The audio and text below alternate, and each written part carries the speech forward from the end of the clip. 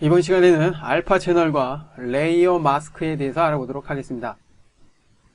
알파 채널과 레이어 마스크는 둘 다 공통점이 있는데요. 투명한 정보를 이용을 해서 합성을 할 때 사용이 됩니다. 물론 사용하는 방법은 약간의 차이가 있지만 결과물은 역시 다른 레이어와 합성을 하기 위해서 사용을 하기 때문에 알파 채널과 레이어 마스크 반드시 이해를 해 주시기 바랍니다. 만약 펜툴과 더불어 알파 채널과 레이어 마스크에 대한 이해가 완전히 끝난다면 여러분은 이제 포토샵에 대한 자신감이 넘쳐날 것입니다. 이제 알파 채널과 레이어 마스크에 대해서 하나하나 살펴보도록 하겠습니다. 현재 알파 매트라는 이름의 이미지가 적용이 된 상태이고요. 학습 자료에 포함이 되어 있는 그러한 이미지 파일이기 때문에 불러와서 사용을 해 보시기 바랍니다. 알파 채널의 이해를 돕기 위해서 지금과 같은 검정색과 흰색으로 이루어진 이러한 이미지 파일을 불러왔는데요. 알파 채널과 마스크에서 지금의 이 색상은 아주 중요합니다. 즉 검정색은 투명하고 하얀색은 불투명하기 때문에 실제 표현이 되는 그러한 영역이라고 이해를 해 주시면 되는데요. 가령 여기에서 이미지 하나를 불러와 보도록 하겠습니다. 파일 메뉴에 포함 가져오기 메뉴를 사용을 하게 되면 현재 도큐멘트에 이미지를 불러왔을 때 레이어 형태로 포함된 상태로 적용이 됩니다. 선택을 해주고요. 어떤 파일을 불러와 볼까요? 요거 한번 불러와 볼까요? 노정현 포트폴리오 00114 더블 클릭하거나 가져오기 버튼을 눌러서 적용을 시킵니다. 자, 그러면 이렇게 새로운 레이어로 포함이 된 것을 알 수가 있죠. 자, 현재는 보호 상태이기 때문에 엔터키를 눌러서 적용을 해 주고요. 자, 이제 지금 불러온 레이어의 모습을 보니까 어떤 표시가 되어 있습니다. 조금 키워서 확인해 볼까요? 오른쪽 마우스 버튼, 중간 축소판. 그러면 약간 커졌죠? 조금 더. 자, 이제 썸네일이 커졌기 때문에 눈에 확 들어옵니다. 자, 아래쪽에 이와 같은 아이콘의 모습이 있는데요. 이 아이콘은 비트맵 방식의 이미지가 아닌 이미지 해상도의 보호를 받고 있는 그러한 상태를 표시하는 그러한 레이어입니다. 그렇기 때문에 지금의 이 상태에서는 어떤 작업을 하는데 제한을 받을 수가 있습니다. 그렇기 때문에 일반 비트맵 즉 레스터 이미지로 바꿔보도록 하겠습니다. 이름이 있는 곳에서 오른쪽 마우스 버튼, 메뉴가 나타나면 레이어 레스터화를 선택을 해서 일반적인 레이어로 바꿔주고요. 됐죠? 자, 이제 잠깐 눈을 꺼둔 다음에 자, 여기에서 알파 채널에 대해서 살펴보기 위해서 이 흰색 부분을 선택을 해 보도록 하겠습니다. 자, 선택을 해주기 위해서 자동 선택 도구를 사용을 해볼까요? 자, 선택을 해주기 위해서 배경을 선택을 해주고요. 클릭을 합니다. 자, 그러면 흰색 영역에 한 번에 선택이 되는 것을 알 수가 있죠. 계속해서 이번에는 위쪽에 가려놓았던 레이어를 다시 보이게 해주고요. 그러면 이와 같은 선택 영역 표시가 그대로 표현이 되는 것을 알 수가 있고요. 자, 여기에서 채널로 한번 가봅니다. 채널은 현재 사용이 되는 색상 채널에 대한 정보를 확인 및 설정을 해줄 수가 있는데요. 자, 여기에서 알파 채널을 하나 포함을 해보도록 하겠습니다. 새 채널을 만듭니다를 클릭을 해서 알파 채널을 하나 만들었습니다. 자, 이 상태에서 현재 전경색이 흰색으로 되어 있죠. 흰색을 적용을 해보도록 하죠. 적용을 하기 위해서 단축키를 사용하는 게 좋은데요. Alt, Delete 키를 누르면 선택된 영역에 전경색이 적용이 됩니다. 물론 편집 메뉴에 7 메뉴를 사용을 해서도 적용을 해줄 수가 있고요. 참고하시기 바랍니다. 자, 이제 Ctrl D 키를 눌러서 선택 영역을 해제합니다. 이로써 알파 채널의 흰색과 검정색 영역이 이렇게 만들어진 것을 알 수가 있고요. 물론 알파 채널의 기본적인 색깔은 검정색이었기 때문에 투명한 상태로 유지가 됩니다. 하지만 지금은 흰색을 만들어 놨기 때문에 흰색 영역은 알파 채널에서 실제 표현이 되는 영역으로 사용이 됩니다. 자, 다시 레이어로 이동을 해서요. 자, 이제 배경을 지웁니다. 됐죠? 자, 그렇다면 아까 검정색과 흰색으로 이루어진 그 이미지는 사라진 상태입니다. 이 상태에서 아까 흰색으로 이루어진 그 모양을 지금의 이 레이어에 반영을 하고자 한다면 다시 채널로 이동을 해서요. 알파 채널을 선택을 합니다. 그리고 컨트롤 키를 누른 상태에서 알파 채널을 클릭을 합니다.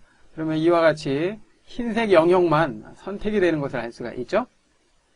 이 상태에서 다시 레이어로 이동을 해줍니다. 그 다음에 선택된 이 영역 상태에서 특정한 색상을 적용을 할 수도 있고요. 브러쉬 툴을 사용을 해서 선택된 영역에 이렇게 색칠을 해줄 수도 있습니다. 컨트롤 Z. 물론 이미지 메뉴에서 색조 채도를 통해서 선택된 영역의 색깔만 이렇게 바꿔줄 수도 있습니다. 이렇듯 알파 채널은 흰색과 검정색의 차이를 통해서 흰색은 표현이 되는, 그리고 검정색은 표현이 되지 않는 그러한 영역으로 사용이 된다는 거 알 수가 있었고요. 자, 컨트롤 D키 눌러서 선택 영역을 해제합니다. 다시 채널로 이동을 해서요. 알파 채널을 선택합니다. 지금은 뚜렷한 알파 채널의 흰색과 검정색이지만 여기에서 약간 흰색 영역을 흐리게 해준다면 어떠한 표현이 가능할까요? 한번 살펴보죠. 자, 이 상태에서 필터 메뉴 아래로 내려와서 흐림 효과 중에 가우시안 흐림 효과를 하나 적용을 해봅니다. 자, 그리고 수치를 좀 높여볼까요? 자, 그러면 경계 부분이 이렇게 흐려지는 것을 알 수가 있죠. 자, 확인을 해주고요. 자, 이 상태에서 다시 한번 영역을 선택을 해봅니다. 컨트롤 키 클릭. 자, 그러면 아까하고는 다르게 선택 영역이 조금 명확하지 않게 선택이 된 것을 알 수가 있죠. 자, 여기서 알파 채널의 흰색이 아주 중요한데요. 100% 흰색일 경우에는 선택 영역이 뚜렷하게 보이지만 그렇지 않은 부분은 선택이 됐지만 실제로는 표현이 되지 않습니다. 이 상태에서 레이어로 이동을 해주고요.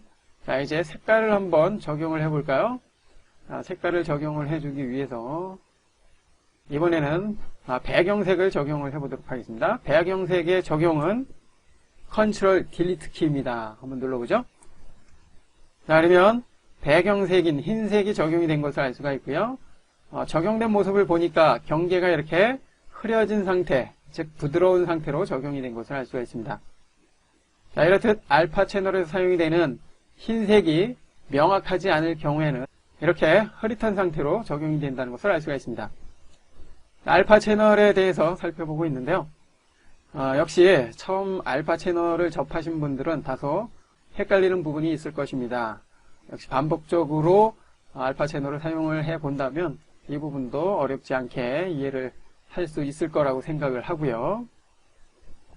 계속해서 이번에는 알파 채널과 유사한 결과물을 얻을 수 있지만 그 사용 방법은 사뭇 다른 레이어 마스크에 대해서 알아보도록 하겠습니다.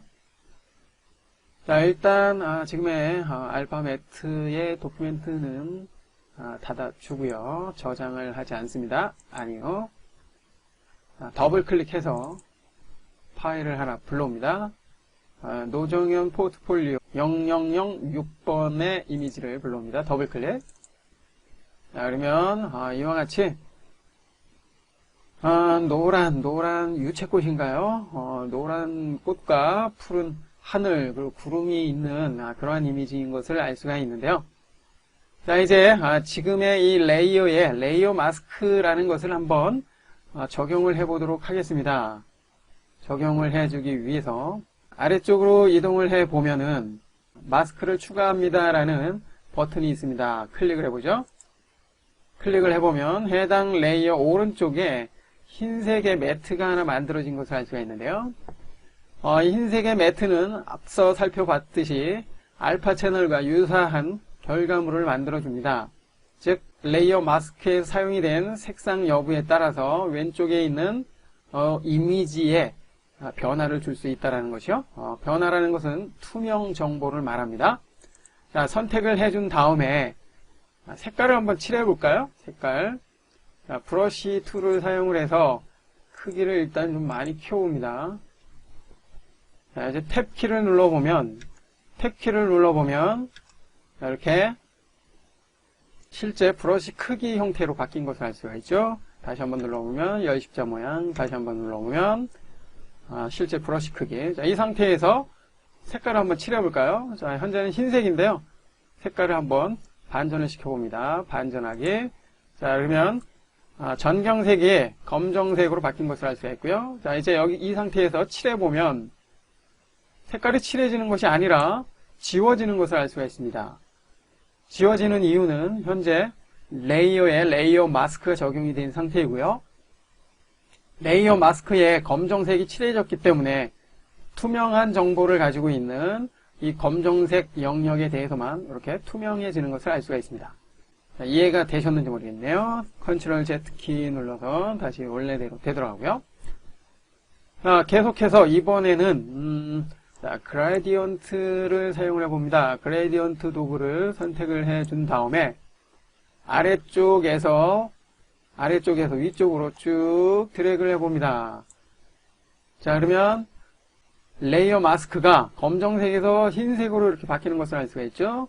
이것은 즉 레이어 마스크로 현재 사용이 되고 있기 때문에 아래쪽인 검정색은 투명, 그리고 위쪽인 흰색은 불투명하기 때문에 해당 레이어의 구름의 모습이 정확하게 표현이 되는 것을 알 수가 있습니다. 자, 이렇듯 레이어 마스크 또한 검정색과 흰색의 차이를 기준으로 해서 연결된 해당 레이어 이미지의 투명 정보를 표현할 수 있다는 거.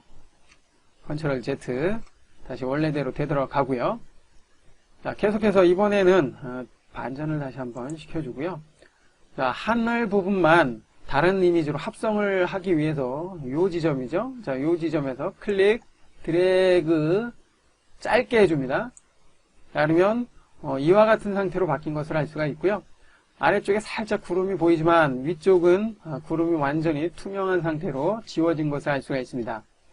자, 이 상태에서 이제 위쪽 투명하게 만들어진 이 영역에 새로운 이미지를 하나 불러와서 합성을 해보도록 하겠습니다.